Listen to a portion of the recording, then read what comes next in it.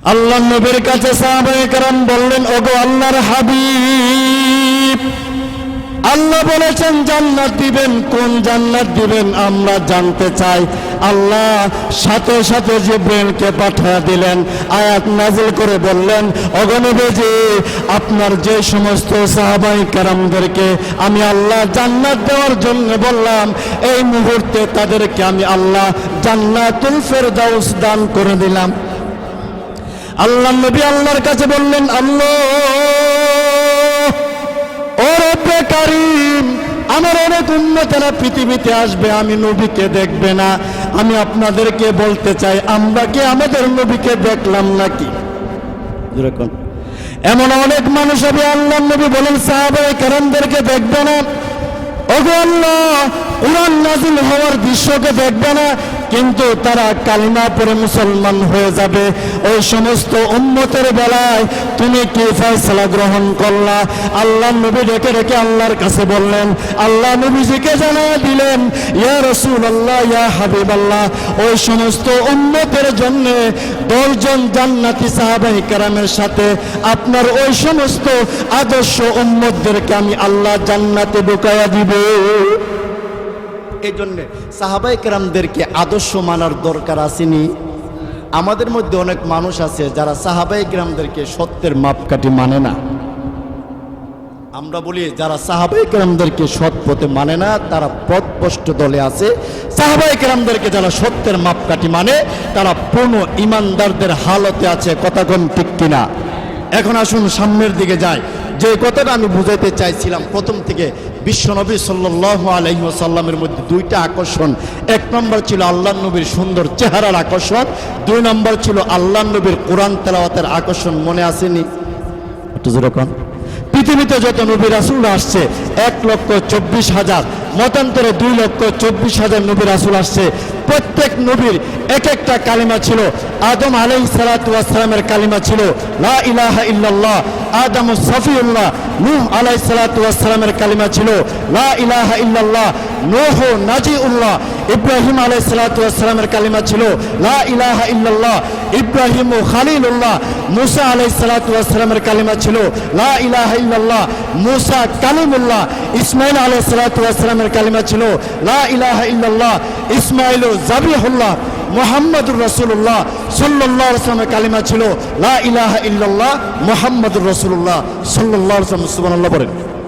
আমার প্রাণের ভাইরা, আমি আপনাদের সামনে পবিত্র কালাম কোরআন শরীফের ধারাবাহিক 114টি সূরা, 29 নম্বর একটি সূরা, আর সেই সূরার নাম হলো সূরাতুল আনকাবুত। এখান থেকে 45 নম্বর একটি আয়াতে কারিমা তেলাওয়াত করেছি। তিরমিজি শরীফ নামক হাদিসের গ্রন্থ থেকে 1722 নম্বর একটি হাদিসের অংশ আপনাদের সামনে পাঠ করেছি। মহান আল্লাহ পাক যদি আমাকে তৌফিক দান করেন, আমি আমার তেলাওয়াতকৃত আয়াত এবং হাদিসকে সামনে রেখে অত্যন্ত সংক্ষিপ্তভাবে আপনাদের সামনে আমি কিছু কথা বলার চেষ্টা করব। আল্লাহ তাআলা যেন আমাকে ইখলাসের নিয়তে, আপনাদের সকলকে আমলে সালেহার নিয়তে কথাগুলি বলার এবং শুনবার তৌফিক দান করুন। আমরা পড়ি আমিন। আরো জোরে পড়ে আমিন। আমার প্রাণের ভাইরা, এই পৃথিবীতে আসার আগে আল্লাহ সুবহানাহু ওয়া তাআলা এই পৃথিবীতে কোরআন শরীফ নাজিল করেছেন। আর এই কোরআন শরীফের ভিতরে 114খানা সূরা আছে। প্রত্যেকটা সূরা, প্রত্যেকটা আয়াত, প্রত্যেকটা রুকু, প্রত্যেকটা সেজদা নাজিল হওয়ার পিছনে একটা কারণ আছে। সেই কারণটাকে আরবি ভাষায় বলা হয় শানে নুজুল, বাংলা ভাষায় বলা হয় নাজিল হওয়ার প্রেক্ষাপট, ইংরেজি ভাষায় বলা হয় ব্যাকগ্রাউন্ড। সুতরাং আমার তেলাওয়াতকৃত আয়াত নাজিল হওয়ার পিছনে একটা কারণ আছে। এই কারণটা আমাদের জানার দরকার আছে না নাই? এখন আসুন সামনের দিকে যাই। আল্লাহ নবী, বিশ্ব নবী রাহমাতুল লিল আলামিনের বয়স যখন 40 বছর একদিন অতিবাহিত হয়, তখন আল্লাহ তার নবীকে বলছেন, ওগো নবীজি, আজ থেকে আপনি নবী হয়েছেন, নবুয়ত প্রাপ্ত হয়েছেন, ঘরে বসে থাকবেন না। বলে কি করবেন? মক্কার দুয়ারে দুয়ারে, মানুষের কানে কানে, মানুষের দরজায় দরজায়, মানুষের ঘরে ঘরে আপনি পৌঁছাইয়া দেন, ইয়া আইয়ুহান নাস কুলু লা ইলাহা ইল্লাল্লাহ। ও মক্কাবাসীরা, লা ইলাহা ইল্লাল্লাহ পড়ো, বিশ্বাস করো, তুফলিহুন, ইহকালে শান্তি আর পরকালে আল্লাহ মুক্তির ব্যবস্থা করে দিবেন। আর একটু জোরে কোন। বিশ্বনবী যখন এই কথা বলতে শুরু করলেন, মক্কার কাফের বেঈমান মুশরিকেরা আল্লাহর নবী নবী হওয়ার আগে আমাদের নবীকে তারা বলছে আল আমিন, সাদেক, সত্যবাদী, বিশ্বস্ত। এই উপাধিগুলি মক্কার কাফের বেঈমান মুশরিকেরা দিলেন। যেই দিন থেকে তিনি নবী হয়েছেন সেই দিন থেকে কালিমার দাওয়াত দিলেন, আর মক্কাবাসীদেরকে বলে দিলেন, ও মক্কাবাসীরা, আল্লাহ এক। এই পৃথিবীতে যা কিছু দেখা যায়, আসমান, জমিন, চন্দ্র, সূর্য, সব কিছু একজন বানাইলেন, সৃষ্টি করলেন, তৈরি করলেন, তিনি হলেন আল্লাহ। যেহেতু আল্লাহ সব বানাইলেন, সুতরাং গোলামি করতে হবে আল্লাহ। একটু জোরে কোন। মক্কার কাফের বেঈমান মুশরিকেরা ওনারা বলতে শুরু করলেন, আহারে, এতদিন জানতাম আব্দুল্লাহর ছেলে মোহাম্মদ ভালো, কিন্তু আজ থেকে আমাদের মূর্তির বিরুদ্ধে কথা বলে, সুতরাং আমাদের মূর্তির বিরুদ্ধে যেহেতু কথা বলে, তাকে মক্কায় রাখা যাবে না। আল্লাহ নবীকে মক্কায় রাখা যাবে না। বলে কেন? তিনি মূর্তির বিরুদ্ধে কথা বলে, তিনি গায়রুল্লাহর বিরুদ্ধে কথা বলে, তিনি পূজার বিরুদ্ধে কথা বলে। আর মানুষদেরকে জানায়া দিলেন, ও মক্কাবাসীরা, এই মক্কা বিজয় হবে, প্রতিষ্ঠিত হবে, আর খানায়ে কাবার চতুর্দিকে তোমরা 360টা মূর্তি রাখলা। আমি বিশ্বনবী তোমাদেরকে ঘোষণা দিলাম, এই খানায়ে কাবাতে আজ থেকে একটি মূর্তিও থাকতে পারবে না। বিশ্বনবী যখন এই কথা বললেন, মক্কার কাফের বেঈমান মুশরিকরা বলতেছেন, আহারে, আবু জেহেল, উতবা, সাইবারা মাথা গরম হয়ে গেছে।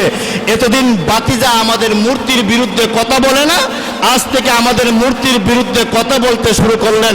আচ্ছা, আমরা বাতিজার সাথে একটা মিল করে লাই, মোহাব্বত করে লাই, একটা সন্ধি করে লাই।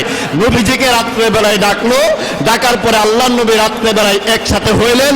আবু জেহেল ডেকে ডেকে বলতেছেন, বাতিজা, তোমার তো বাপ নাই, তোমার অনেক আদর করি, আমরা মিলে মিশে যদি মক্কায় চালাই, মক্কার চেয়ারটা আমরা দখল করে রাখি, তাহলে কোনো অসুবিধা নাই। আল্লাহ নবী বলতেছেন, চাচা কি বলবেন তাড়াতাড়ি বলেন, কিভাবে মিলতে চান সেই ঘোষণাটাকে নবী জানতে চাই। আবু জেহেল বলে, অর্ধেকটা খানায়ে কাবাতে আমরা মূর্তি নিয়ে বরে দিব, আর অর্ধেকটা খানায়ে কাবাতে তুমি তোমার সাহাবীদেরকে নিয়ে যা ইচ্ছা তা করো। নাউজুবিল্লাহ। নবীজি বলছেন, চাচা, আমাকে সব দিতে পারেন, মুহূর্তের জন্য আমি মোহাম্মদ এই মূর্তিকে রব মানতে পারি না। আল্লাহ নবীকে বললেন, এ বাতিজা, মক্কার সুন্দর সুন্দর নারী দুমু, বাড়ি দুমু, সবচেয়ে বড় চেয়ারটা দুমু, কিন্তু তুমি আমাদের মূর্তির বিরুদ্ধে কথা বললো না, বাকি সব করো, আমরা তোমার সাথে আছি। রাসূল বলছেন, আমার বাবাও যদি মূর্তির পূজা করতো, আমি বাবার বিরুদ্ধে থাকতাম, সুতরাং খানায়ে কাবার চতুর্দিকে মূর্তি থাকতে পারে না। বলে কেন? খানায়ে কাবার চতুর্দিকে রব্বে কারিম 24 ঘন্টা পাহারাদার দিয়ে দেয়। একটু জোরে কর। এমত অবস্থায় তারা আল্লাহ নবীর বিরুদ্ধে লেগে গেলেন।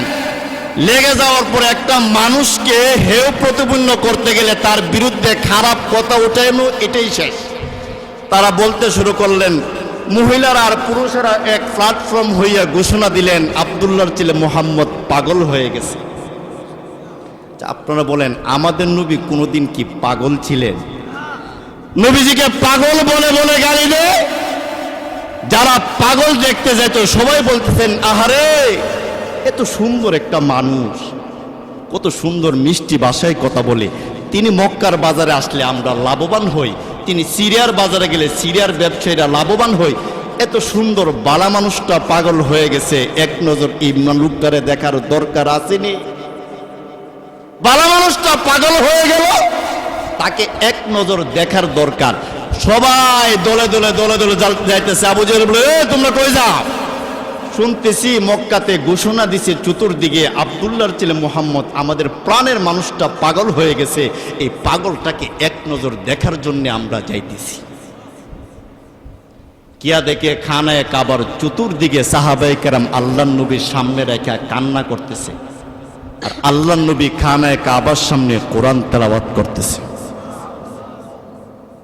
নবীজির কোরআন তেলাওয়াত আরে আব্দুল বাসেত রহমাতুল্লাহি আলাইহি, আল্লামা জুবাইর আহমদ আনসারী রহমাতুল্লাহি আলাইহি, বড় বড় কারি ও কুররাদের তেলাওয়াত শুনলে মজা লাগেনি?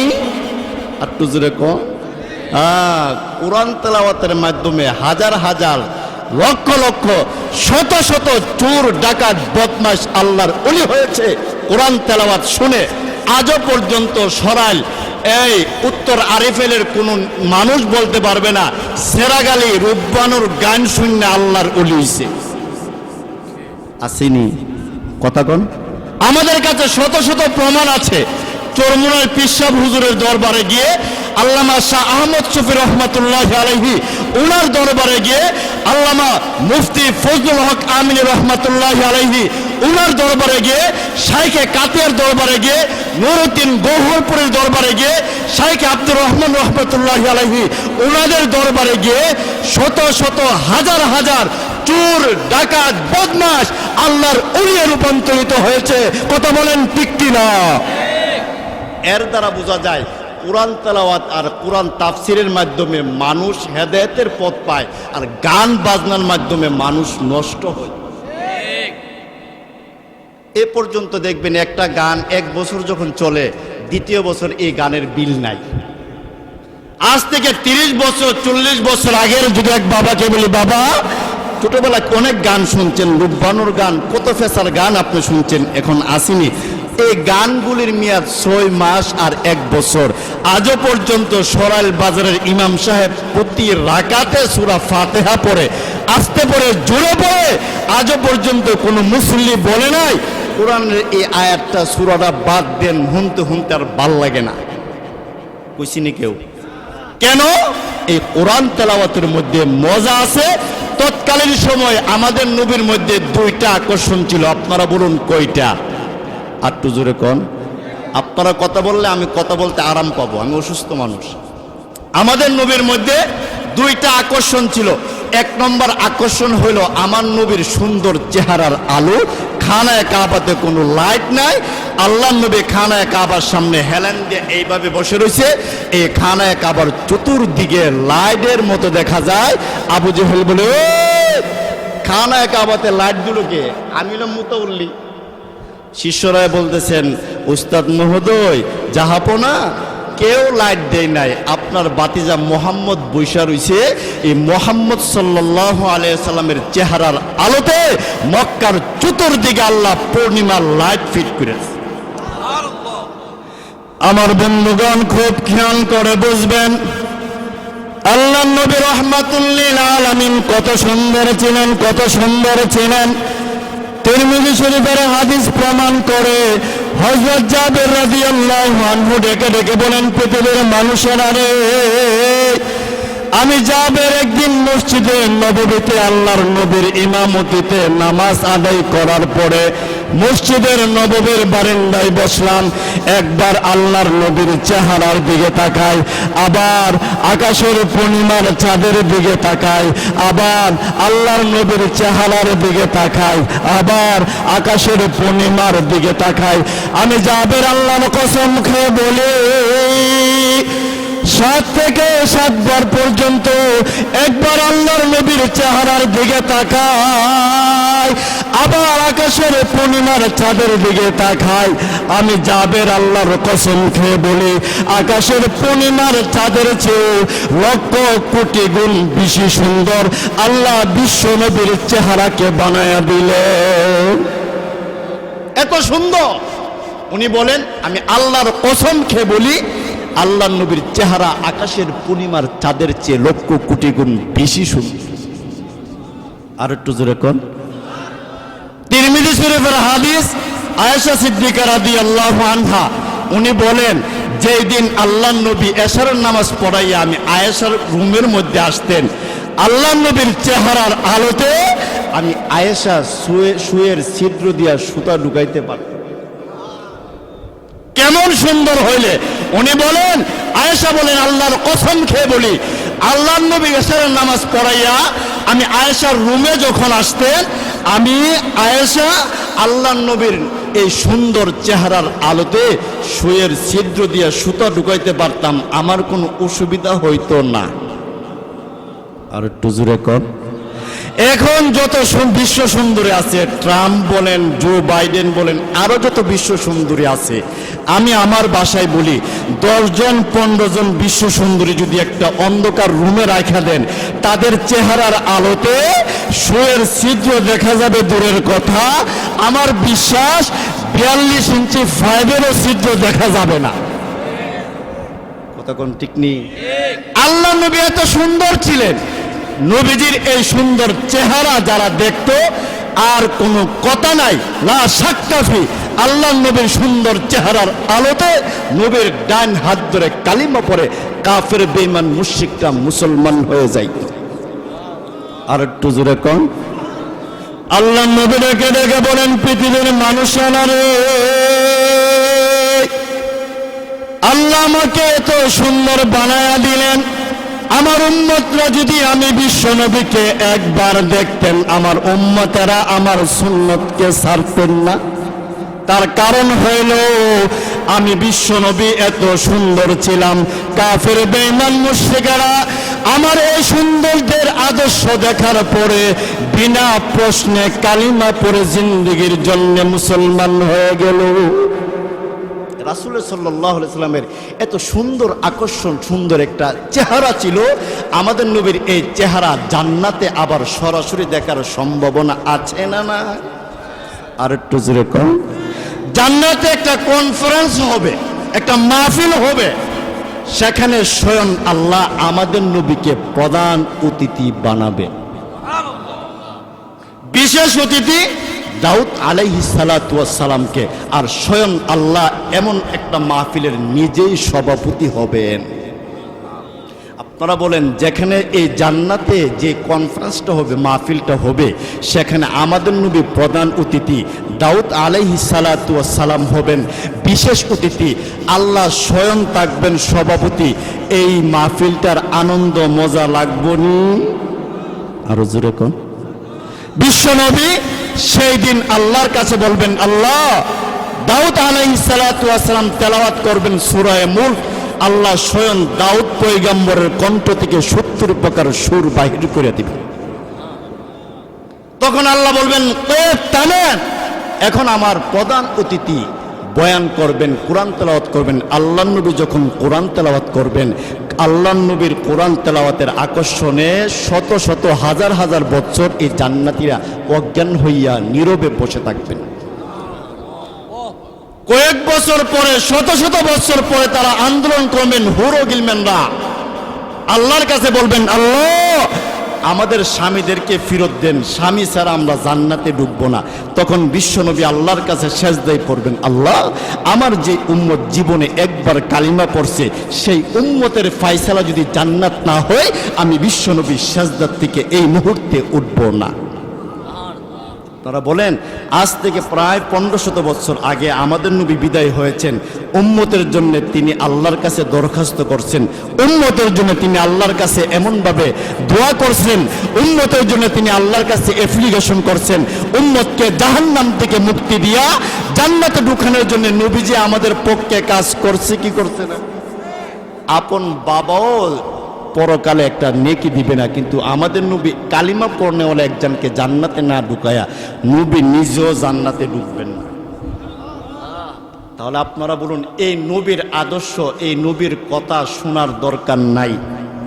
একটু যেরকম প্রায় সময় দেখা যায় আমার নবীকে গালি দেয়, আমার নবীকে এমনভাবে দেখা যায়, নবীকে তারা বিভিন্ন ভাষায় গালি দেয়, আমার নবীর নাকি চরিত্র খারাপ ছিল। আপনারা বলেন, এই পৃথিবীতে স্বয়ং আল্লাহ যার চরিত্রের সার্টিফিকেট স্বয়ং আল্লাহ কোরআনে দিছেন, নাস্তিক বেঈমানরা যদি আমার নবীর চরিত্র নিয়ে আঙ্গুল তুলে, আমাদের কষ্ট লাগার দরকার আসেনি? পরিষ্কার ভাষায় বলে দিতে চাই, যারা আমার নবীর ইজ্জতকে নিয়ে কথা বলতে চায়, পরিষ্কার ভাষায় বলে দিতে চায়, যারা আমার নবীর ইজ্জতের চাদর নিয়ে টানাটানি করতে চায়, পরিষ্কার ভাষায় বলে দিতে চায়, যারা আমার নবীর ইজ্জতকে নিয়ে আঘাত করতে চায়, পরিষ্কার ভাষায় বলে দিতে চায়, যারা আমার নবীর সম্মান নিয়ে টানাটানি করতে চায়, পরিষ্কার ভাষায় বলে দিতে চায়, যারা আমার নবীর নবুয়তকে নিয়ে এমনভাবে চাদর নিয়ে টানা ঘেঁষা করতে চায়, পরিষ্কার ভাষায় বলে দিতে চায়, তাদের এই স্থান বিশেষ করে বাংলাদেশে দেওয়া হবে না। তার কারণ বাংলাদেশের প্রতিটা ইঞ্চি ইঞ্চি মাটি থেকে আল্লাহর নবীর প্রেমিকেরা, নবীর মহব্বতের লোকেরা স্লোগান দিতে থাকে। কথা বলেন ঠিক কিনা? আমরা আমার বাবাকে গালি দিবেন, আমি মাথা পেতে নেব। আমার উস্তাদকে গালি দিবেন, অসুবিধা নাই। আমার পীরকে গালি দিবেন, অসুবিধা নাই। আমার মাকে গালি দিবেন, অসুবিধা নাই। আমার উস্তাদ মুর্শিদকে গালি দিবেন, অসুবিধা নাই।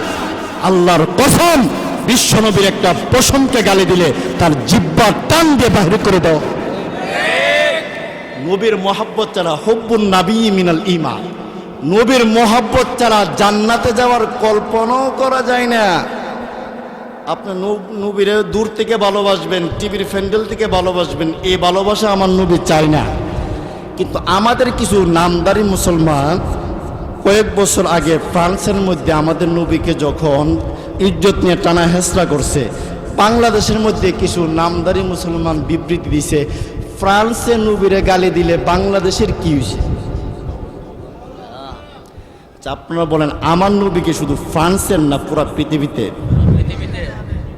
কারণ ফ্রান্সে কেন, যে কোনো রাষ্ট্রতে আমার নবীকে গালি দিলে আমরা বাংলাদেশের মুসলমানেরা এত নবী প্রেমিক, যে কোনো রাষ্ট্রে আমার নবীর বিরুদ্ধে স্লোগান দিলে সর্বপ্রথম বাংলাদেশের ইমান চেতনা তৃপ্ত মানুষ সর্বপ্রথম প্রতিবাদ করে।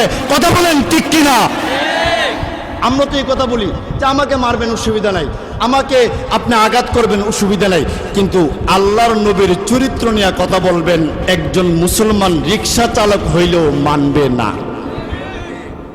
কারণ নবীকে তো দিল দিয়ে ভালোবাসি, কারণ নবীকে ভালোবাসা হইল ইমানের অঙ্গ। যে নবী আমাকে জান্নাতের ফয়সালা করে দিবেন, সেই নবী যদি এমনভাবে এই পৃথিবীর মধ্যে লাঞ্ছিত হন, হাসরের মাঠে নবীর সামনে চেহারা দেখাইতে গেলে লজ্জা লাগবে তো জোরে কম।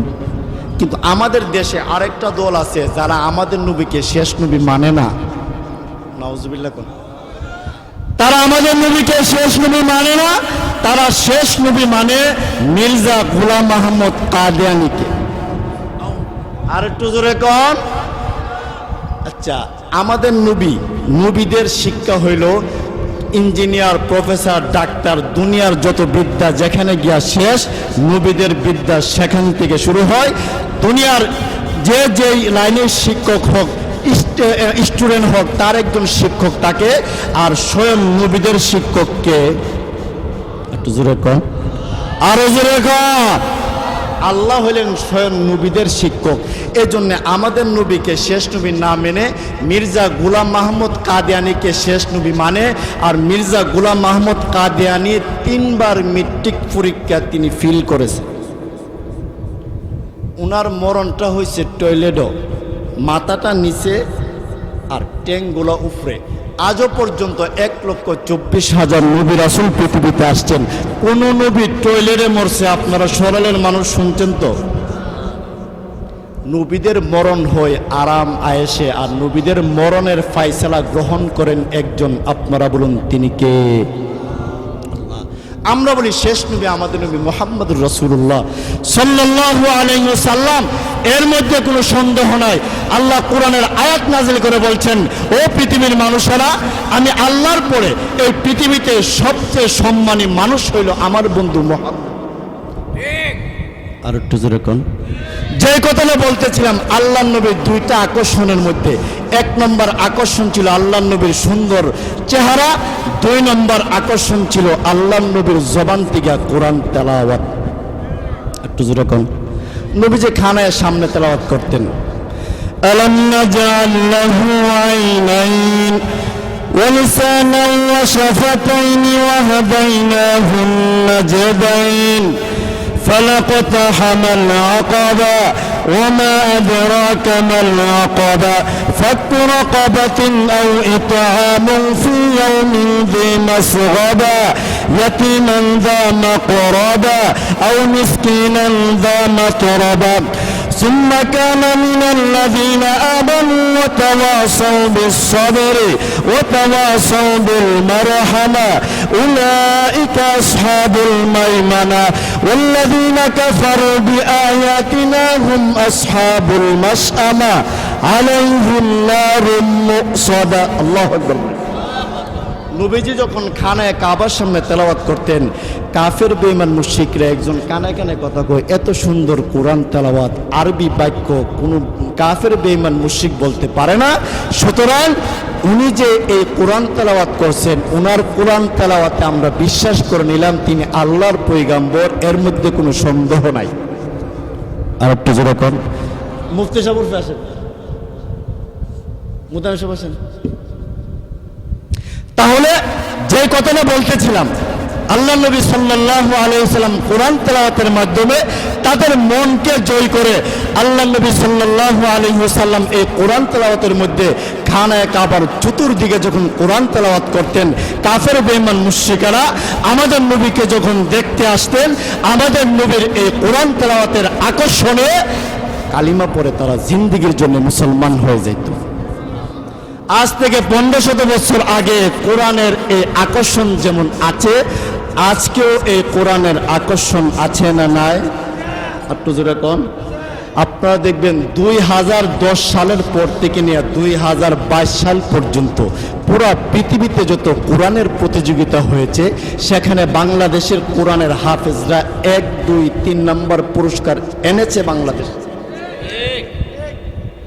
আজও পর্যন্ত রাষ্ট্রীয় কোনো সংবর্ধনা নাই, আমরা বলি দরকারও নাই। যিনি রাষ্ট্র পরিচালনা করেন, রাষ্ট্রের রাষ্ট্রনায়কের মালিক আল্লাহ। আল্লাহ যদি খুশি থাকে, বাঙালি খুশি, কেউ বলতে পারবে না। আপনারা দেখবেন অনেক খেলোয়াড়রা বিভিন্ন রাষ্ট্রের মধ্যে খেলতে যায়, বাংলাদেশের লক্ষ লক্ষ কোটি কোটি টাকা তাদের পিছনে খরচ করে, আজও পর্যন্ত কেউ বিশ্বকাপ আনবে দূরের কথা, একটা সার কাপও আনতে পারছে।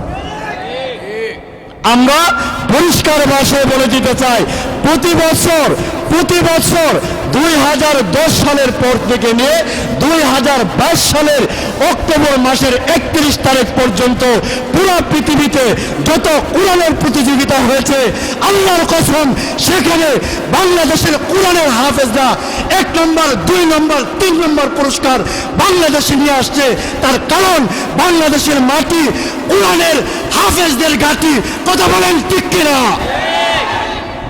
আমরা প্রতিটা সেকেন্ডে এই কোরআনের হাফেজরা বাংলাদেশের মধ্যে যখন চলে আসে, আমাদের লেবাসদারে কিছু বায়েরা বাহির হয়ে বলতেছেন হেফজখানার মাধ্যমে যে কষ্ট দেওয়া হয়, অনেকে আবদার জানাইতেছেন ভালো লেবাস লাগায়া যে বাংলাদেশ সহ পুরো পৃথিবীর হেফজখানাগুলিকে মুখস্থ করতে গিয়ে তার ঘুমের টাইম কম হয়, শেষ পর্যন্ত সেই কোরআনের হাফেজ পাগল হয়ে।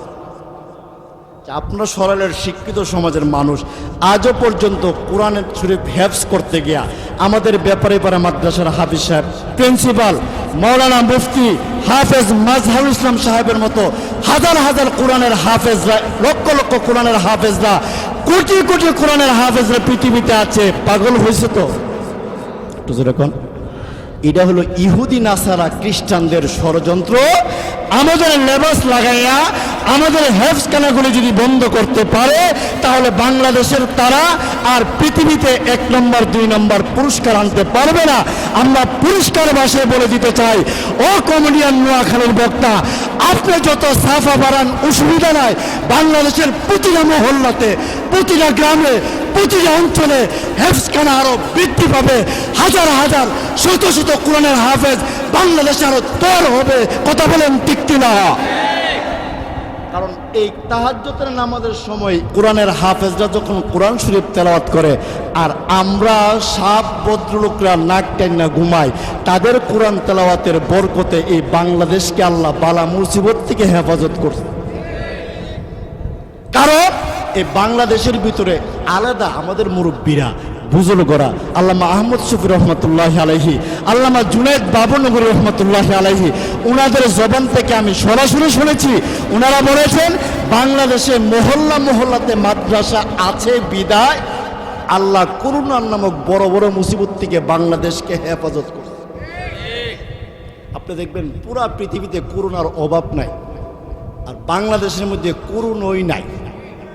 এই বাংলাদেশের চতুর্দিকে রহমত নাজিল করছেন কে? আরো জোরে কোন? জিন্দা মুজিজা আল্লামা জুবায়ের আহমদ আনসারী রহমতুল্লাহ আলাইহি জানাজার নামাজে হাজার লক্ষ লোক হচ্ছে।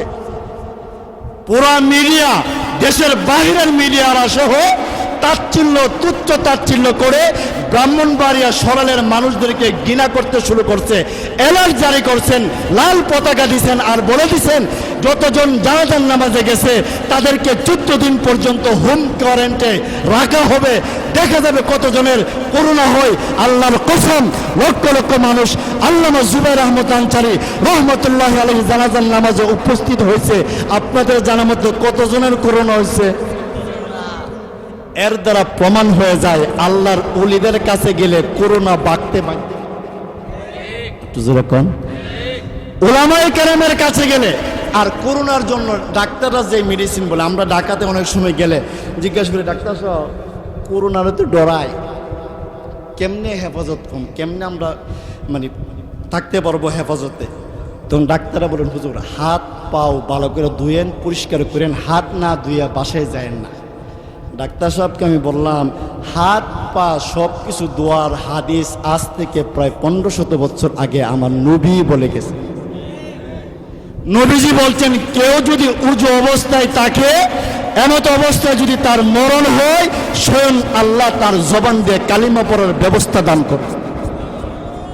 আর যে মানুষটার উজু অবস্থায় থাকে ফকরে একটা মিসওয়াক থাকে, মিসওয়াক আল্লাহ না করুন যে কোনো রাস্তাঘাটের মধ্যে মানুষের মরণ হয় কি হয় না, একটা মিসওয়াক থাকলে এই মিসওয়াকটার দিকে একটা মানুষ দেখলো আহারে তার পকেটের মধ্যে একটা মিসওয়াক, একটা তসবি পাওয়া গেছে, পাঞ্জাবির লেবাস আছে, দাড়ি আছে, অ্যাক্সিডেন্ট হইলেও এই মানুষগুলি দীক্ষাই তসবি আতর মিসওয়াক দীক্ষা করবো উনি একজন আল্লাহর উলি।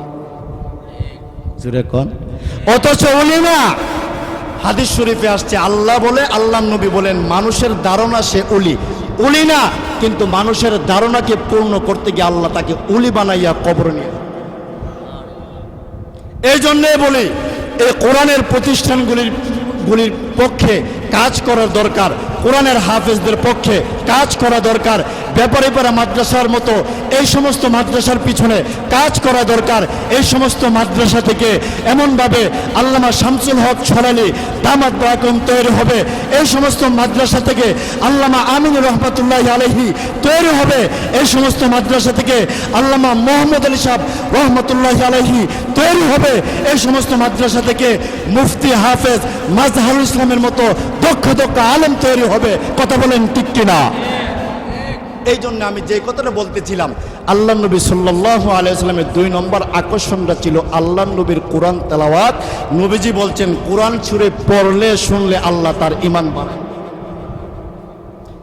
নোয়াখালী জেলা ইজতেমাতে পাকিস্তানের একজন আলেম ঘোষণা করছেন 1976 সালে পৃথিবীতে সব কিছু মাপার পাল্লা আছে। আপনি দেখবেন তেল মাপার পাল্লা আছে, আপনি দেখবেন দুধ মাপার এমনভাবে মিটার আছে, পাল্লা আছে, ঘি মাপার পাল্লা আছে, মিষ্টি মাপার পাল্লা আছে, ডান মাপার পাল্লা আছে। উমর পালনপুরি রহমতুল্লাহ আলাইহি বলেন ঈমান মাপারও পাল্লা আছে। কোরআন তেলাওয়াত শুনলে যার শুনতে মনে চায়, কোরআন শরীফ পড়লে যার পড়তে মনে চায়, আল্লাহর কসম তার ঈমান আল্লাহর কাছে আলোকিত ঈমান। এই জন্যে এই মাদ্রাসাগুলির ভিতরে কোরআন শরীফ পড়ানো হয়, এই মাদ্রাসাগুলির ভিতরে হাদিস শরীফ পড়ানো হয়। মাদ্রাসা ছাত্ররা যতদিন থাকবে আল্লাহ বাংলাদেশকে ততদিন হেফাজত করবেন, এর মধ্যে কোনো সন্দেহ আসেনি। আর একটু জোরে কোন আমার বন্ধুগণ, খুব খেয়াল করে বুঝবেন। আল্লাহ নবী রাহমাতুল্লিল আলামিন কালিমা দাওয়াত দিতে যাইতেন। আম্মাজান খাদিজাতুল কুবরা রাদিয়াল্লাহু আনহা আল্লাহর নবীকে এমন ভাবে পাঞ্জা দিয়ে ধরে রাখলেন আর বললেন, নবী গো, আপনি দাওয়াত দিতে গেলে আমি খাদিজা বই পাই কাফেররা আপনাকে আক্রমণ করে। মক্কার কাফের বেঈমান মুশরিকরা ঘোষণা দিল, ওরে মক্কাবাসীরা, আব্দুল্লাহ ছেলে মুহাম্মদকে যেখানে পাইবা সেখানে আঘাত করবা। এমনকি দেখা যায় তারা মক্কার ছোট্ট ছোট্ট বাচ্চাদেরকে লালিয়ে দিল। আল্লাহ নবীকে আঘাত করলেন, আল্লাহর নবীর রক্তাক্ত হয়ে গেলেন। জিবরাইল আয়েশা আল্লাহর নবীকে সালাম দিলেন, আসসালামু আলাইকুম ইয়া রাসূলুল্লাহ। ওগো আল্লাহর হাবিব, মক্কার ছোট্ট ছোট্ট বাচ্চারা আপনাকে আঘাত করে, আপনি বদদুয়া করেন। আল্লাহ নবী বলেন, জিবরাইল না না, আমি বদদুয়া করার জন্য আসি নাই। আল্লাহুম্মা হদি কওমি ফাইন্নাহুম লা ইয়ালামুন। ওরে জিবরাইল, আমার বান্দারা, আমার উম্মতেরা আমি মুহাম্মদকে চিনে না। যেদিন চিনবে আমি মুহাম্মদের হাত ধরে কালিমা পড়ে তারা জিন্দেগীর জন্য মুসলমান হয়ে যাবে। আমার নবী বদদুয়া দেয় নাই, নবী রক্ত নিয়ে বাসায় গেছেন, রক্ত নিয়ে নবী মসজিদে নববীতে ইমামতি করছেন। নবীজি বলছেন, ও সাহাবাইকেরা, তাদের বিরুদ্ধে বদদুয়া দেওয়া যাবে না। তারা যদি আমি নবীকে চিনে আর বুঝতো তাহলে তারা কালিমা পড়ে মুসলমান হয়ে যায়। কিন্তু নবীজি সাল্লাল্লাহু আলাইহি সাল্লাম আল্লাহর কাছে সেজদায় পুরে কাঁদতেন, আল্লাহ, আমি পৃথিবীর জমিন থেকে বিদায় হয়ে গেলে আমার অনেক উম্মতেরা পৃথিবীতে আসবে, আমাকে দেখবে না, তাদের ব্যাপারে তুমি কি ফায়সালা গ্রহণ করছো? আর একটু জোরে কর। আল্লাহ নবী সেজদায় পড়ে বলেন, আল্লাহ ও রব্বে কারীম, আমি মুহাম্মদ পৃথিবীর জমিন থেকে বিদায় হয়ে গেলে আমার এতিম উম্মতের বেলায় তুমি কি ফয়সালা করছো? আল্লাহ গো, আদম থেকে ঈসা পর্যন্ত যত নবী রাসূলরা এই পৃথিবীতে আগমন করেছেন, প্রত্যেক নবীর উম্মতের জন্য একজন নবী তুমি বানাইলা, পাঠাইলা। ও আল্লাহ, আমি মুহাম্মদ পৃথিবীর জমিন থেকে বিদায় হয়ে গেলে আমার উম্মতের বেলা তুমি কি সিদ্ধান্ত নিলা? আল্লাহ তখন ডেকে ডেকে বলেন, জিবরাইল তুমি যাও, আমার বন্ধুকে বলো সাজদার থেকে উঠে যাইতে আর মক্কার বাড়িতে চলে যাইতে। আমার বন্ধুকে জানায় দাও, আমার বন্ধুর উম্মতেরা যারা কিয়ামত পর্যন্ত পৃথিবীতে থাকবে, জান্নাত পর্যন্ত ঢোকানোর আগ পর্যন্ত স্বয়ং আমি আল্লাহ তাদের জিম্মাদার হয়ে গেলাম। স্বয়ং আল্লাহ আমাদের জিম্মাদার হয়েছেন আল্লাহ নবীর সেজদার মাধ্যমে। কিন্তু আল্লাহ যে আমাদের জিম্মাদার হয়েছেন, নবীজিকে আল্লাহ একটা শর্ত দিয়েছেন। শর্তটা হইল, ওগো আল্লাহ নবী, আপনার যে সমস্ত উম্মতেরা আজান দেওয়ার পরে পুরুষেরা মসজিদে চলে আসবে আর মহিলারা পবিত্র থাকা অবস্থায় নামাজের সেজদায় বসে যাবে, আমি আল্লাহ একবার ডাক দিলে সেজদায় তাদের সাথে 70 বার সাক্ষাৎ করব।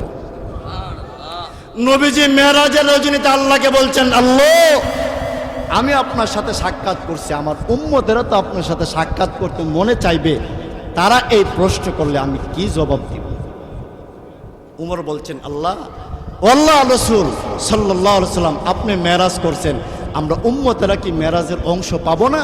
তখন কিতাবের মধ্যে আসছে এমনভাবে যে প্রত্যেকটা মুসলমানের নামাজ 5 ওয়াক্ত পড়লে স্বয়ং আল্লাহ তার সাথে 5 বার সাক্ষাৎ করবে। আজকে নামাজ তো নাই, মসজিদগুলি টিকে সুন্দর হচ্ছে, কিন্তু দিনের দিন মুসল্লি কমছে।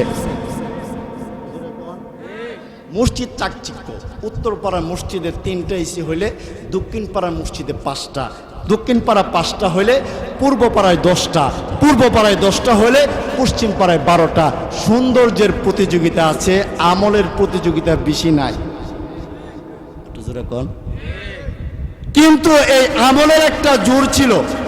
কিছু নাস্তিক বেঈমানরা আমাদের তাবলিগ জামাতের মধ্যে 2টা ফাটলতা কইরা মসজিদের আমলগুলি কমায়। আমেরিকা, রাশিয়া, ফ্রান্স, জার্মানির কিছু নাস্তিক খ্রিস্টানরা দেখতেছে যেইভাবে তাবলিগের গতি আগাইতাছে, একদিন দেখা যাবে পুরা আমেরিকায় তাবলিগ গ্রহণ করে ফেলবে। পৃথিবীতে যত বড় বড় মসজিদ আছে তাবলিগের মারকাজ, এর মধ্যে সবচেয়ে বড় মসজিদটা হইল আমেরিকাতে। আমেরিকার সবাই কি মুসলমান? জোরে কোন? সরকার মুসলমান নেই, যে দেশের মানুষ মুসলমান কম, সরকারও মুসলমান না, সেই দেশের মধ্যে যদি তাবলিগের মার্কাজের মসজিদ সবচেয়ে বড় হয়, এর দ্বারা প্রমাণ হয়ে যায় তাবলিগের মুরব্বীরা যেখানে পা রাখবে, কালিমার দাওয়াত দিবে, নামাজের দাওয়াত দিবে, পকেটের টাকা খরচ করে মানুষকে বেনামাজিকে নামাজি বানাবে, সুদখোরকে ফরজ করে ইমানদার বানাবে, আল্লাহর কসম তাবলিগের বিরুদ্ধে লেগে কেউ সম্পূর্ণ সাকসেস হবে না। তার কারণ এই তাবলিগের কাজ নবীওয়ালা কাজ। কথা বলেন ঠিক কিনা? আর আমাদের মধ্যে কিছু নামদারি মুসলমান, আমাকে একজন মুসল্লি ঢাকার থেকে হাসা করতেছে, হুজুর আপনারা তাবলিগও দ্বন্দ্ব, কই যামু দেখেন গুতা দে, আপনাদের তাবলিগেও দ্বন্দ্ব। আমি বলছি এমন কোন জমানা নাই যে জমানাতে নবীরা দ্বন্দ্ব করে ইসলাম এবং ইমানকে টিকিয়ে রাখে নাই। নবীরা মার পেট থেকে বাহির হইয়েও ইসলাম এবং ইমান টিকাতে পারে নাই, শহীদ হয়েছে, রক্তাক্ত হয়েছে, দন্দন মুবারক দিয়েছে, এরপরে কালিমার পতাকা উঠাইছে। কথা কম ঠিক কিনা? প্রতিটা নবী কষ্ট করছেন। এই জন্য আমরা সবসময় বলি তাবলিগের মধ্যে এই ফাটলতা সৃষ্টি হওয়া মানে আল্লাহর একটা এক্সট্রা রহমত এর মধ্যে বর্ষণ হওয়া। একটু জোরে কন। আমাদের মধ্যে কিছু মুসলমান নামদারি ভাই আছে, তারা এই তাবলিগের উল্টা একটা পক্ষ গিয়া হক্কানি রব্বানি আলেমদেরকে মা বাপ তুল্লা গালাগালি করে। কিন্তু আমরা বলি ভাই আপনি যে কোনো তাবলিগ করেন কোনো অসুবিধা নাই, আপনি আপনার বিবেককে জিজ্ঞাসা করেন আপনি সঠিক পথে আছেন কিনা। আপনি সঠিক পথে চলে আসেন, আলেমদেরকে গালাগালি করবেন না। আল্লাহর কসম যারা উলামায়ে রব্বানি, উলামায়ে হক্কানি, নবীর ওয়ারিস, নবীদেরকে, নবীর উম্মতদেরকে, প্রকৃত মুসলমানদেরকে, ইমানদারকে যারা গালাগালি করে, নিশ্চিত তারা জারদ সন্তান। কোরআনের আয়াত দ্বারা আল্লাহ প্রমাণ করেছেন।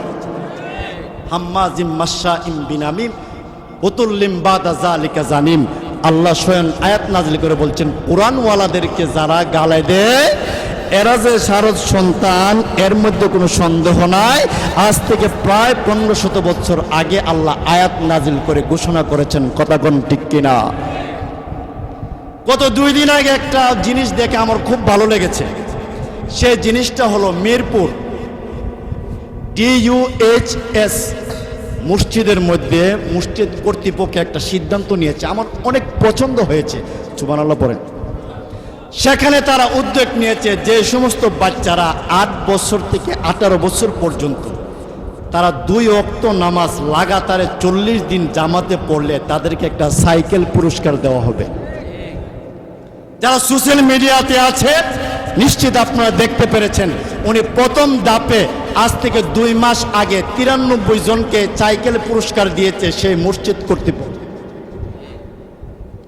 আর ফজর নামাজ এবং এশারের নামাজ 2 ওয়াক্ত নামাজ, ফজর এবং এশা এই 2 ওয়াক্ত নামাজ 8 বছর থেকে নিয়ে 18 বছর পর্যন্ত যে সমস্ত সন্তানেরা আছে 2 ওয়াক্ত নামাজ যদি জামাতে পড়ে লাগাতার 40 দিন তাদেরকে একটা সাইকেল পুরস্কার দেওয়া হবে।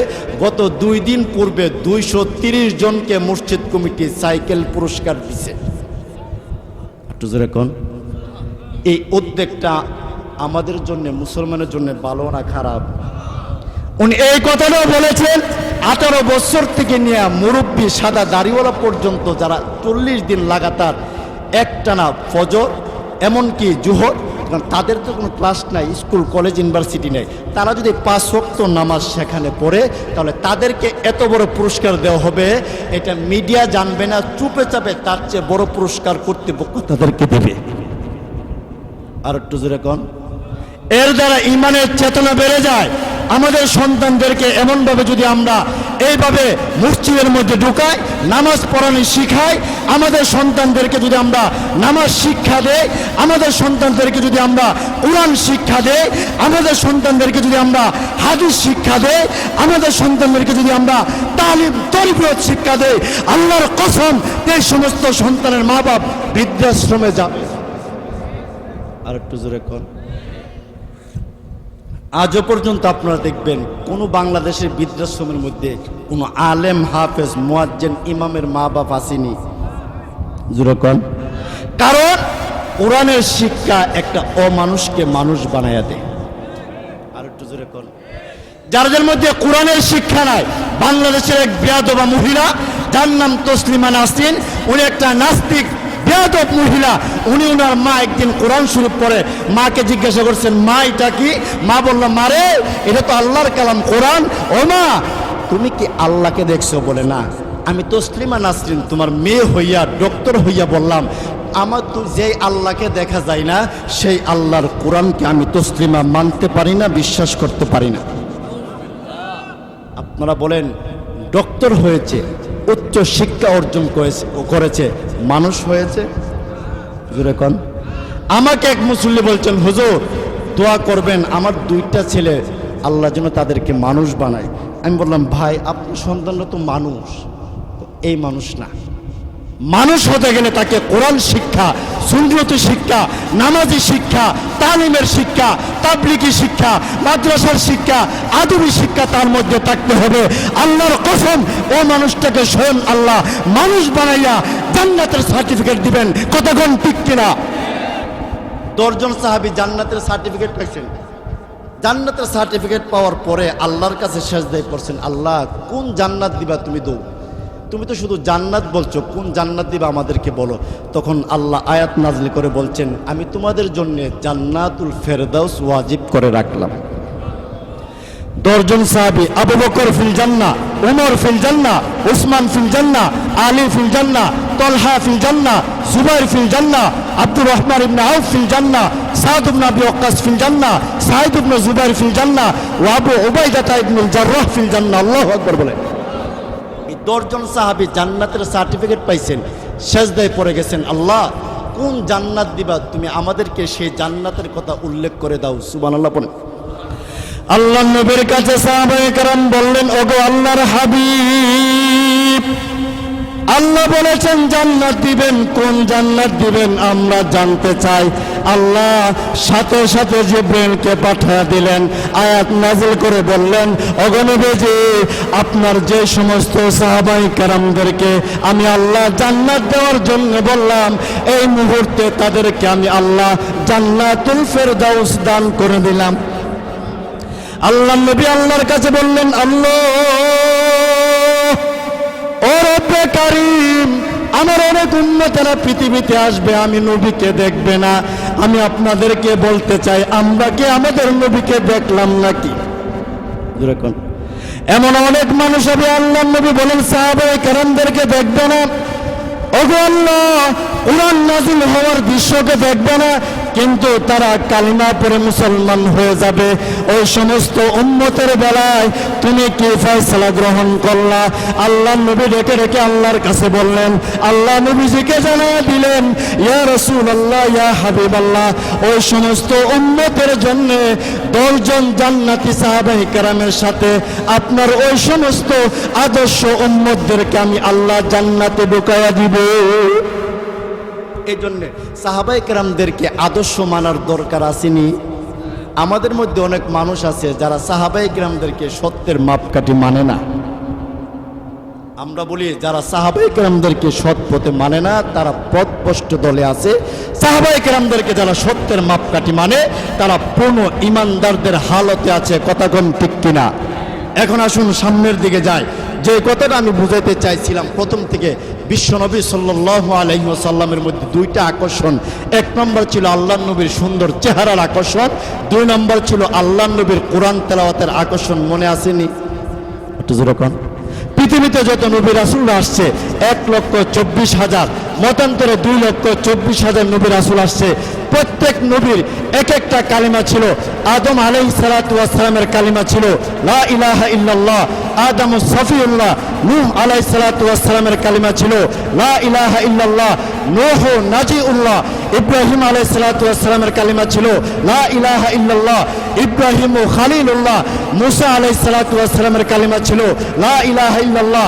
মুসা কালিমুল্লাহ। ইসমাঈল আলাইহিস সালাতু ওয়াস সালামের কালিমা ছিল লা ইলাহা ইল্লাল্লাহ। ইসমাঈল জাবিহুল্লাহ। মুহাম্মদুর রাসূলুল্লাহ সাল্লাল্লাহু আলাইহি ওয়াসাল্লামের কালিমা ছিল লা ইলাহা ইল্লাল্লাহ মুহাম্মদুর রাসূলুল্লাহ সাল্লাল্লাহু আলাইহি ওয়াসাল্লাম। সুবহানাল্লাহ বলেন।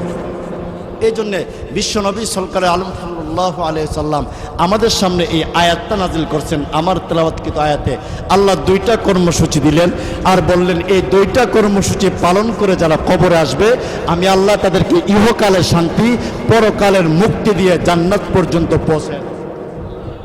এক নম্বর কর্মসূচি হলো উতলু মা উহিয়া ইলাইকা মিনাল কিতাব।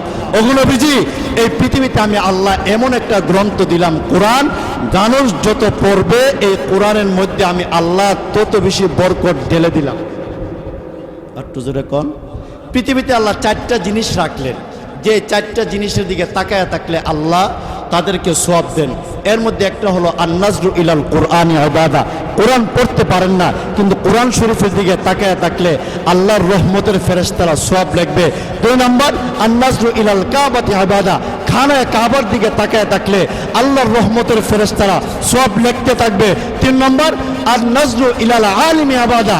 হক্কানি রব্বানি আলেমদের চেহারার দিকে তাকায় থাকলে আল্লাহর নূরের ফেরেশতারা এমনভাবে সওয়াব লিখতে থাকবে। চার নম্বর হলো আন-নাজরু ইলাল ওয়ালিদাইনি ইবাদা। মা বাবা, নেককার মা বাবা, নেককার সন্তানরা তার চেহারার দিকে তাকায় থাকলে আল্লাহর নূরের ফেরেশতারা সওয়াব লিখতে থাকবে, কোনো সন্দেহ নাই।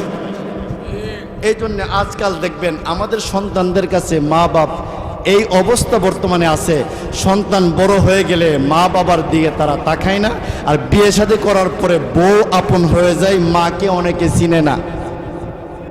ও মানুষেরা, আমি বলি তুমি বিয়ে করার পরে তোমার মার ভালোবাসা তোমার মার কাছে রাখো, স্ত্রীর ভালোবাসা স্ত্রীর কাছে রাখো, কারণ মার ভালোবাসা স্ত্রীর চেয়ে লক্ষ কোটি গুণ বেশি। পৃথিবীর সকলে ঘুমায় গেলেও যতক্ষণ সন্তান না ঘুমায় ততক্ষণ কিন্তু মা ঘুমায় না। আর একটু জোরে কর, আল্লাহ না করুন, আল্লাহ না করুন। যে কোনো একজন সরলের একজন মানুষের যদি আজকে এন্তেকাল হয়ে যায়, বাবি সাহেবকে যদি বলা হয় বাবি সাহেবা আজকে ভাই এন্তেকাল করছেন, ভাইয়ের লাশটা আপনি পাহারা দিন। বাবি সাহেব বলবেন তোমার ভাই যেমনে লাম বইয়া ঘুমাইছে আমি তোমার ভাইয়ের এই লাশ দিকে ডরাই।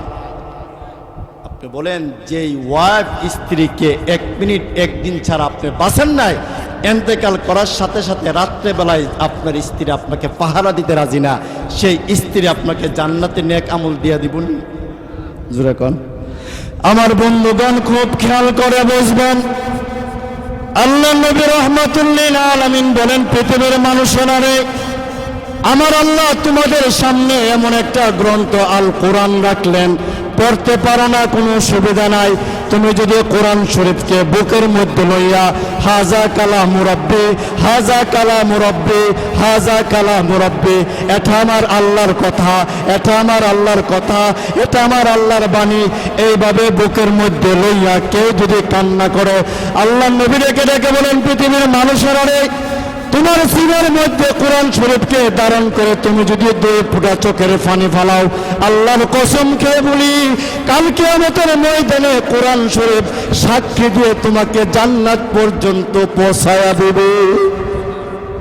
দেখবেন আমাকে একজন মুসল্লি বলছেন হুজুর আমার ঘরের মধ্যে 2টা কোরআন শরীফ আছে, ঘরের মধ্যে কেউ পড়ে না, এটি মাদ্রাসায় নিয়ে যান।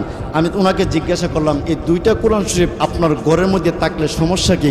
উনি বলেন হুজুর কোরআন শরীফকে দেখলে ডর লাগে। একটু জোরে কোন। আমি বললাম টিভি আসেনি? বলে আছে। টিভি দেখলে ডরান না, কিছু কই না। উনি বলতেছেন মাদ্রাসায় 2টা কোরআন শরীফ নেন। আমি কই না, আপনার 2টা কোরআন শরীফ মাদ্রাসায় আনা যাবে না। বলে কেন? আপনার ঘরে যদি 2টা কোরআন শরীফ থাকে, যদি আপনি তেলাওয়াত নাও করেন, গিলাপ মরট লাগাইয়া আদবের সাথে যদি উপরে রাখা দেন, ফেরেশতারা আল্লাহর কাছে যখন আপনার এই সওয়াবের কথা গুনার কথা বলবে, একজন ফেরেশতা দাঁড়ায় বলবে আল্লাহ নামাজ তো পড়ে না, তার ঘরের মধ্যে তোমার কালাম 2টা কোরআন শরীফ আছে। আল্লাহ বলে নামাজ পড়ে না, কোরআন শরীফ 2টা রাখছে, নিশ্চয়ই নামাজ না পড়লেও তার কোরআনের মহব্বত আছে। ফেরেশতারা সাক্ষী থাকো 2টা কোরআন শরীফ তার ঘরের মধ্যে রাখার কারণে এই মুহূর্তে তাদের জিন্দেগির গুনাহ মাফ করে দিলাম। আজকে তো কোরআন তেলাওয়াত নাই, কারণ 2 ভাবে কোরআন তেলাওয়াতকে বন্ধ করার ষড়যন্ত্র চলছে। 1 নম্বর হলো ছোটবেলা আমরা মক্তব পড়েছি, আজকাল কিছু কিন্টার গার্ডেন স্কুল বাইরে হইয়া আমাদের সন্তানদের কোরআন তেলাওয়াত বন্ধ করে দিছে। আল্লাহর কসম এটা ইহুদি নাসারাদের চক্রান্ত। কথা বলেন ঠিক কিনা? এই মিয়া, আজ থেকে 20-30 বছর আগে আমাদের চাচারা দেখতাম ছোটবেলা মক্তবের মধ্যে আমাদেরকে পাঠাইছেন, আমরা পড়েছি, মুফতি সাহেবও পড়েছেন। কিন্তু এখন আমাদের সন্তানদেরকে আমরা কোরআন শরীফ তেলাওয়াত করিয়া 9টা-10টার সময় আমরা প্রাইমারি স্কুলে যাইতাম, কিন্তু আজকাল দেখা যায় ফজরের নামাজের পরেই মক্তব কেমনে বন্ধ করিয়া স্কুলে যাবে, এই ষড়যন্ত্রের মধ্যে খ্রিস্টানদের চক্রান্ত আছে না না? আচ্ছা, আমি আপনাদেরকে বলি, যদি এই স্কুলটা 8টার থেকে শুরু হয়ে যায়, আমাদের সন্তানদের পড়া নষ্টই বুনি। কিন্তু তারা সকাল থেকে কেন দিল? তারা জানে যে সন্তানরা ছোটবেলার থেকে কোরআন শিক্ষা করিয়া ইঞ্জিনিয়ার হবে, যে সন্তানটা ছোটবেলার থেকে কোরআন পড়া মাস্টার হবে, যে সন্তানটা ছোটবেলার থেকে কোরআন পড়া এমনভাবে ডক্টর হবে, যে সন্তানটা কোরআন পড়া প্রভাষক হবে, যে সন্তানটা সর্বপ্রথম কোরআন পড়া ইঞ্জিনিয়ার হবে, যে সন্তানটা সর্বপ্রথম কোরআন পড়া এমনভাবে প্রভাষক হবে, এই সন্তানরা ইঞ্জিনিয়ার হওয়ার পরেও রাষ্ট্রের কোনো কাজের মধ্যে রডের বদলা বাঁশ দিবে না। আপনারা প্রায় সময় দেখবেন পত্রপত্রিকা খুললে অনেক ইঞ্জিনিয়াররা সরকারের অনেক স্কুলের ছাদে কালভার্ট ব্রিজের মধ্যে রড না দিয়া বাঁশ দেয়। আমি আপনাদের সরলের শিক্ষিত মানুষের কাছে প্রশ্ন রাখতে চাই, সরকারের এমন কোনো আইন আছে কি যে আইনের মধ্যে রড না পাইলে বাঁশ ঢুকুন দেবে? কেন যে ইঞ্জিনিয়ারদের মধ্যে কোরআন শিক্ষা নাই? যে সন্তানের কোরআন শিক্ষা থাকবে ইঞ্জিনিয়ার হইলে অসুবিধা নাই, যে সন্তানের কোরআন শিক্ষা থাকবে ডাক্তার হইলে অসুবিধা নাই, যে সন্তানের কোরআন শিক্ষা থাকবে প্রভাষক হলে অসুবিধা নাই, যে সন্তানের সর্বপ্রথম কোরআন শিক্ষা থাকবে পাইলট হলে অসুবিধা নাই, যে সন্তানের সর্বপ্রথম কোরআন শিক্ষা হবে টিচার হলে অসুবিধা নাই। আল্লাহর কসম, কোরআন শিক্ষা হওয়ার কারণে আল্লাহ তার দিলের ভিতরে ঢর এবং বই ঢুকায় দিবে।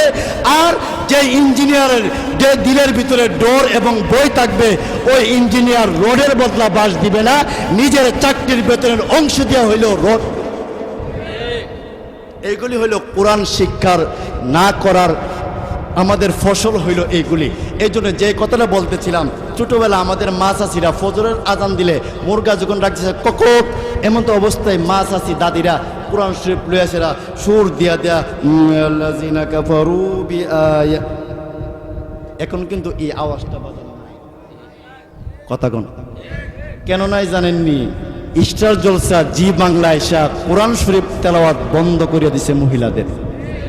আরো জোরে কোন। এ পর্যন্ত কেউ বলতে পারবে না স্টার জলসা জি বাংলা দেখা কোনো আদর্শ মহিলা হয়েছে।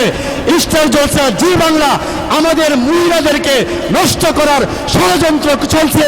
আমি আপনাদের সামনে পরিষ্কার ভাষায় বলি, স্টার জলসা জি বাংলা যেই মহিলা দেখবে সেই মহিলা বেয়াদব হবে, এর মধ্যে কোনো সন্দেহ নাই। কথা বলেন ঠিক কিনা? অনেক বিচার আসে আমার কাছে, জিজ্ঞাসা করি ভাই ও হুজুর পারিবারিকভাবে শান্তি নাই। আমি বলি আপনার তো গাজীপুর 2-3টা ইন্ডাস্ট্রি আছে, অনেক আপনার দোকান আছে, মার্কেট আছে, শান্তি নাই কেন? কিভাবে শান্তি নাই? তো আমি বলছি বাসায় টিভি আসিনি। হুজুর 60 ইঞ্চি 50 ইঞ্চি 20 ইঞ্চি বড় টিভি আছে, আমাকে আরো বড় দিকে একটা লাগান। কারণ স্টার জলসার জি বাংলা, আমাকে একজন দক্ষ মানুষ বলছেন স্টার জলসা জি বাংলা স্বামীর সাথে কিভাবে স্ত্রী ঝগড়া করবে সে পাইতারা শিখায়। আরো জোরে কর। এই জন্য কোরআন শরীফ বন্ধ হয়ে গেছে। মাদেরকে আমি বলবো, মা সকালবেলা আপনি কোরআন শরীফ পড়েন, সন্ধ্যাবেলায় কোরআন শরীফ পড়েন, স্টার জলসা জি বাংলা বন্ধ করেন, কোরআন তেলাওয়াতের মাধ্যমে দিনকে শুরু করেন। আল্লাহর কসম, আপনার পেট থেকে সালমান শাহ হবে না, আল্লাহ শাহ হবে। কথা বলেন ঠিক কিনা? আপনার পেটটা হলো একটা ইন্ডাস্ট্রি, মানুষ গড়ার ফ্যাক্টরি। ফ্যাক্টরি বালা হইলেন মাল বালা হইতো। যদি এই ফ্যাক্টরির মধ্যে বেজাল হয়, পুরা মালের মধ্যেই বেজাল। এই জন্য নবীজি বলছেন, মা আল্লাহ নিজে আয়াত নাজিল করে বলছেন মহিলারা হইল বাচ্চা জন্ম দেওয়ার ফ্যাক্টরি। আল্লাহ এই সমস্ত মহিলা, যে সমস্ত মহিলা পর্দায় দেখা কোরআন শরীফ পড়া সন্তানকে পেটে নেই, সেই সমস্ত মহিলার সন্তানরা কোরআনের হাফেজ আলেম হয়। আর আপনি সরাইল বাজারে ফিট দেখায়া টাইট ফাইট বুটটা ফুইরা আপনি যদি ঘুরেন আর আয়সা জি বাংলা স্টার জলসা সারাদিন নামাজ ছাড়া দেখেন, আপনার ঘরের মধ্যে আল্লাহর গজব আইব, এর মধ্যে কোনো সন্দেহ। এই জন্য মাদেরকে বলবো, মা আপনার সন্তান যদি মানুষ বানাইতে চান, আরে অনেক বড় বড় শিক্ষিতরা, গত 3 দিন আগের কথা, একজন অনেক বড় অফিসার মারা গেছে, সন্তানরা সেই বাপের জানাজার নামাজে আসে নাই, বৃদ্ধাশ্রমের মধ্যে মারা গেছে। এখানে সন্তান আছে, ছেলে আছে, মেয়ে আছে, ডাকাতে বাড়ি আছে, বাবার লাশ দেখতেও আসে নাই, জানাজার নামাজও পড়তে আসে নাই। আমি সেই বৃদ্ধাশ্রমের অফিসারকে বলি, আপনার ভুল আছে। আপনার সন্তানকে কোরআন শিক্ষা দিলে আপনার সন্তান আপনাকে দেখতো, জানাজার নামাজ পড়াইতো, কাফন দিত, গোসল করাইতো। আপনার ভুল হলো আপনার সন্তানকে কোরআন পড়েন নাই, এই আযাব আল্লাহ স্বয়ং দুনিয়াতে দেখাইছে। কতক্ষণ ঠিক কিনা? পৃথিবীতে যত নবী রাসূলরা আসছেন, প্রত্যেক নবীকে আল্লাহ এক একটা মুজদা দিয়েছেন। খারাপ লাগতেছে বাবা, একটু জোরে কন। প্রধান বক্তা চলে আসতেছে, অল্প সময় গুছিয়ে ফেলবো। আল্লাহ পৃথিবীতে যত নবী রাসূলরা পাঠাইছেন, প্রত্যেক নবীকে একটা মুজদা দিয়েছেন। দাউদ আলাইহিস সালাতু ওয়াস সালামকে আল্লাহকে মুজদা দিয়েছেন, লোহার মধ্যে দুইটা ছুরি, দাও, সাফল, খুন্তি, কুড়াল বানাইতে পারতেন। লোহা আছে, এই মুজদা বাতিল। মুসা আলাইহিস সালাতু ওয়াস সালামকে আল্লাহকে মুজদা দিলেন, লাঠি দুইটা যদি এমনভাবে ব্রিজে রাখতেন, এই লাঠি সাপে পরিণত হয়ে যাইতো, খালি জায়গায় রাখলে বট গাছে পরিণত হইতো। মুসা পয়গম্বর বিদায়, ওনার মুজদা মিশরের জাদুঘর আছে, এই মুজদার পাওয়ারও বিদায়। ঈসা আলাইহিস সালাতু ওয়াস সালামকে একটা মুজদা দিয়েছেন, যে কোনো গুরুস্থানের সামনে দাঁড়াইয়া কুম বিজনিল্লাহ বললে সাথে সাথে মাইয়ের দাঁড়াইয়া নবীকে সালাম দিত। ঈসা পয়গম্বর বিদায়, ওনার মুজদা বিদায়। কথা কোন ঠিক? আমাদের নবী বিদায়, আমাদের নবীকে আল্লাহ একটা মুজদা দিয়েছেন, কোরআন। আপনারা বলুন, এই কোরআনও কি বিদায়? একটু জোরে কোন। বিশ্ব নবীকে রেখে বলেন, পৃথিবীর মানুষেরা রে, কোরআন যদি তুমি ভালোভাবে আঁকড়ে ধরতে পারো, কোরআনের সংসার যদি তোমার স্বামী স্ত্রীর মধ্যে হয়ে যায়, কোরআনের রঙে যদি তুমি রঙ্গিত হয়ে যাও, কোরআন যদি তোমার মহাব্বতের পাত্র হয়ে যায়, কাল কিয়ামতের ময়দানে কোরআন সাক্ষী দিয়ে তোমাকে নাজাতের ফয়সালা করে দিবে। আল্লাহ নবী ডেকে ডেকে বলেন, পৃথিবীর মানুষেরা, দুনিয়াতে তুমি কি রাখলা না রাখলা কোনো সুবিধা নাই। এই পৃথিবীতে যদি তুমি কোরআন পড়নেওয়ালা একজন মানুষ তৈরি করে রাখতে পারো, আল্লাহর কসম, ওই সন্তান যতক্ষণ কোরআন তেলাওয়াত করবে, ততক্ষণ পর্যন্ত আল্লাহ সেই মা বাবার কবরটুকুকে জান্নাতের বাগান বানায়া দিবে। এই জন্য আমার কথা হলো, উতলুমা ওহিয়া ইলাইকা মিনাল কিতাব, এই কোরআন তেলাওয়াতের মাধ্যমে, কোরআন শরীফের মাধ্যমে, কোরআন পড়ার মাধ্যমে আমাদের সন্তানদেরকে যদি আমরা মানুষ বানাই, দুনিয়াতে শান্তি আর পরকালে মুক্তি হওয়ার ব্যবস্থা আছে না নাই? আর একটু জোরে কোন। এই জন্য অনেক সময় দেখা যায়, গত সপ্তাহের একটা ঘটনা কিশোরগঞ্জের মধ্যে ঘটল, কুটিয়াদিতে। সেখানে আমাদের বাংলাদেশের একজন উজ্জ্বল নক্ষত্র মুফতি আরিফ বিন হাবিব দামাত বারাকাতুহুম, তিনি এমনভাবে কোরআন এবং হাদিস থেকে নুসুস দলিল আদিল্লার মাধ্যমে কথা বলে, তিনি 1-1.5 ঘন্টা আলোচনা করার পরে একজন বাংলা শিক্ষিত একজন মেজর দাঁড়াইয়া বলতেছেন, উনি যা বলতেন সব মিথ্যা। অর্থাৎ কোরআন শরীফ হাদিসে যা আছে তা মিথ্যা। আর একটা আস্তে কর, পরিষ্কার ভাষায় বলে দিতে চায়, যারা কোরআনকে মিথ্যা বলে অপবাদ দিতে চায়, পরিষ্কার ভাষায় বলে দিতে চায়, যারা হাদিসকে মিথ্যা বলে অপবাদ দিতে চায়, পরিষ্কার ভাষায় বলে দিতে চায়, যারা নবীর বিরুদ্ধে ষড়যন্ত্র করতে চায়, পরিষ্কার ভাষায় বলে দিতে চায়, হক্কানি রব্বানি আলেমদের বিরুদ্ধে যারা ষড়যন্ত্র করতে চায়, পরিষ্কার ভাষায় বলে দিতে চায়, হেফজখানাকে যারা বন্ধ করতে চায়, পরিষ্কার ভাষায় বলে দিতে চায়, মসজিদের মধ্যে যারা তালা দিতে চায়, পরিষ্কার ভাষায় বলে দিতে চায়, আজানকে যারা বন্ধ করতে চায়, বাংলাদেশের মুসলমান পরিষ্কারভাবে তাদের বিরুদ্ধে তার বাংলা জবাব দিবে, তার বাংলা জবাব দিবে। কথা বলেন ঠিক কিনা? আমরা এই বাংলাদেশের মধ্যে আল্লাহু আকবরের ধ্বনিতে সূর্য ওঠে, এই বাংলাদেশের ভিতরে আল্লাহু আকবরের ধ্বনিতে সূর্য অস্তে যায়। এই বাংলাদেশের মধ্যে নাস্তিকরা একটা কথা বললেই আমরা সহজে মেনে নিব না। কয়েকদিন আগে এক নাস্তিক বলতেছেন, ঢাকা শহরে 5 ওয়াক্ত আজানের মধ্যে ফজরের আজানটা না দিলে ঢাকাতে আমরা আরামে ঘুমাইতাম। কারণটা কি? স্বরাষ্ট্র মন্ত্রণালয়ে তিনি বিবৃতি দিয়েছেন, ফজরের আজানটা আমাদের ঘুমের ডিস্টার্ব হয়। আমি এই সমস্ত মাতাল নাস্তিকদেরকে বলি, মদ আড্ডা জিনা করে শেষ রাতে ঘুমাইলে তো আজান ডিস্টার্ব হওয়ার কথাই। জোরে কর। পরিষ্কার ভাষায় বলে দিতে চাই, আজানের বিরোধিতা করে কোনো লাভ নাই। পরিষ্কার ভাষায় বলে দিতে চাই, আল্লাহু আকবারের ধ্বনিতে আজান দেওয়ার পরে পরিষ্কার ভাষায় বলে দিতে চাই, ডান কানে আজান বাম কানে একামত প্রতিটা মুসলমানকে দেওয়া হয়। পরিষ্কার ভাষায় বলে দিতে চাই, একামতের মধ্যে এমনভাবে দেখা যায় আজান দেওয়া হয়। পরিষ্কার ভাষায় বলে দিতে চাই, এমনভাবে যারা আজানের বিরোধিতা করে বাংলাদেশের মুসলমানরা তাদেরকে বিদ্যা আঙ্গুল দেখাইতে সময় লাগবে না। এই জন্য আমরা আজানের পক্ষে, নামাজের পক্ষে, ইমানের পক্ষে, কোরআনের পক্ষে। যে কোনো সময় হক্কানি রব্বানি আলেমরা ডাক দিবে, আপনারা তাদের ডাকে সাড়া দিতে প্রস্তুত আছেন তো? আর একটু জোরে কোন। সর্বশেষ কথা বলে শেষ করে দিতে চাই, বাংলাদেশের যে কোন নামাজের মধ্যে আছে কথা কোন ঠিক নেই। নারে তাকবীর, আল্লাহর বিপক্ষে যারা ষড়যন্ত্র করবে বাংলাদেশের 17 কোটি মানুষ দাঁত ভাঙলে জবাব দিবে। কথা বলেন ঠিক কিনা? আমরা কোরআনের পক্ষে আছি, নারে তাকবীর আল্লাহু আকবারের পক্ষে আছি। কারণ নারে তাকবীর আল্লাহু আকবার এটা হলো মুসলমানদের সবচেয়ে বড় অস্ত্র। আর একটু জোরে বল। কারণ উহুদের ময়দানের অস্ত্র ছিল নারে তাকবীর আল্লাহু আকবার, বদরের অস্ত্র ছিল নারে তাকবীর আল্লাহু আকবার, খন্দকের অস্ত্র ছিল নারে তাকবীর আল্লাহু আকবার। বর্তমানেও আমাদের অস্ত্র নারে তাকবীর আল্লাহু আকবার। মরার আগ পর্যন্ত এই অস্ত্রের স্লোগান চলবে, বন্ধ হবে না। আপনারা বলুন, এই আওয়াজকে, এই তাকবীরকে, কোরআনকে, হেফজখানাকে, হক্কানি রব্বানি আলেমদের জবানকে যারা বন্ধ করতে চায় তাদের পরিণাম ভালো হইব তো? জোরে কোন। এই জন্য সর্বশেষ কথা হলো, সরালের হক্কানি রব্বানি আলেমরা যখন আপনাদেরকে ডাক দিবে, আপনাদেরকে স্মরণ করবে, আপনাদেরকে ইনভাইট করবে নবীর ইজ্জতকে রক্ষা করার জন্যে, কোরআনের ইজ্জতকে রক্ষা করার জন্যে, হক্কানি রব্বানি আলেমদের ইজ্জতকে রক্ষা করার জন্যে, হেফজখানাকে রক্ষা করার জন্যে, কিতাবখানাকে রক্ষা করার জন্যে, মসজিদকে রক্ষা করার জন্যে, মাদ্রাসাকে রক্ষা করার জন্যে, মুসল্লিদের ইমানের হালত ইবাদতকে রক্ষা করার জন্যে, তাবলিগকে রক্ষা করার জন্যে কারা কারা আলেমদের ডাকে সাড়া দিয়ে ইমানের পরীক্ষায় পাশ করতে চাই?